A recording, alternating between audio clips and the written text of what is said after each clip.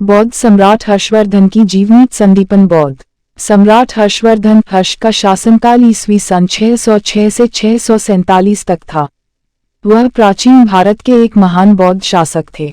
हर्षवर्धन की जीवनी का उल्लेख बाणभट्ट की एक धार्मिक काव्य ग्रंथ हर्षचरित में मिलता है।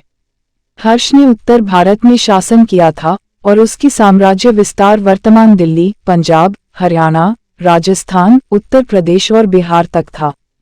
बचपन और परिवार। हर्षवर्धन का जन्म थानेश्वर वर्तमान हरियाणा में हुआ था। वह पुष्यभूति वंश के राजा प्रभाकर वर्धन के तीसरे पुत्र थे। उनके दो बड़े भाई थे, राज्यवर्धन और राज्यश्री। हर्षवर्धन की माता का नाम यशोमती थी। शासन की शुरुआत हर्षवर्धन के पिता के निधन के बाद उनके बड़े भाई राज्यवर्धन गद्दी पर बैठे।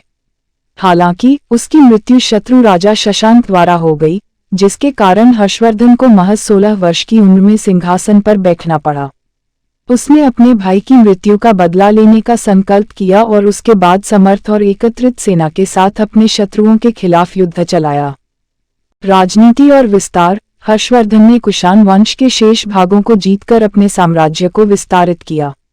उसने अपनी शक्ति को दिखाने के लिए गंगा नदी के पूर्वी तट पर भी विजय प्राप्त की। हर्षवर्धन के शासनकाल में कन्नौज नगर का महत्व बढ़ा और यह उत्तर भारत की राजधानी बन गया।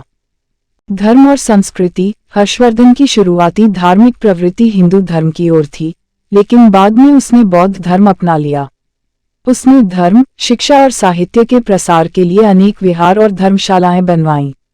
हर्षवर्धन ने कन्नौज में महान धार्मिक सभा, शिविर आयोजित की, जहां वह दान देने के लिए प्रसिद्ध था।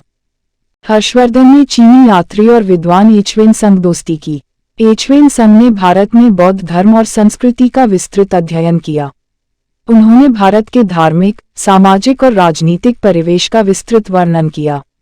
एचवेन संग के वर्णन से हमें हर्षवर्धन के शासनकाल की संस्कृति और धार्मिक गतिविधियों के बारे में महत्वपूर्ण जानकारी मिलती है। साहित्य का समर्थन। हर्षवर्धन स्वयं एक लेखक था। उन्होंने 2 नाटक लिखे, रत्नावली और नागानंद, जो उनके साहित्यिक कौशल को दर्शाते हैं। उनके दरबार में कई महान लेखक थे, जिनमें से सबसे प्रमुख थे बाणभट्ट, जिन्होंने हर्षवर्धन की जीवनी हर्षचरित लिखी। अंतिम वर्ष और विरासत। हर्षवर्धन की मृत्यु 647 ईस्वी को हुई। उसके निधन के बाद उसके वंश का अंत हो गया और उत्तर भारत में राज्यों के बीच शक्ति संतुलन बिगड़ गया।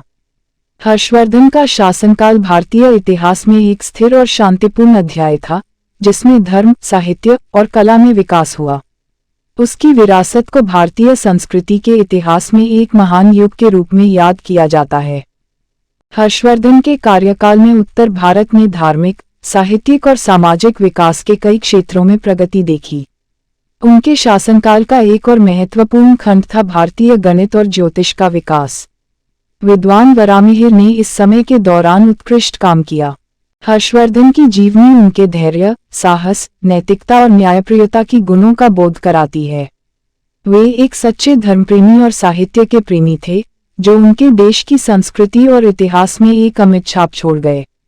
वे भारतीय इतिहास के सबसे प्रमुख और प्रभावशाली शासकों में गिने जाते हैं, जिनके कारण भारत को धर्म, साहित्य और कला में विश्व पटल पर एक विशिष्ट स्थान मिला।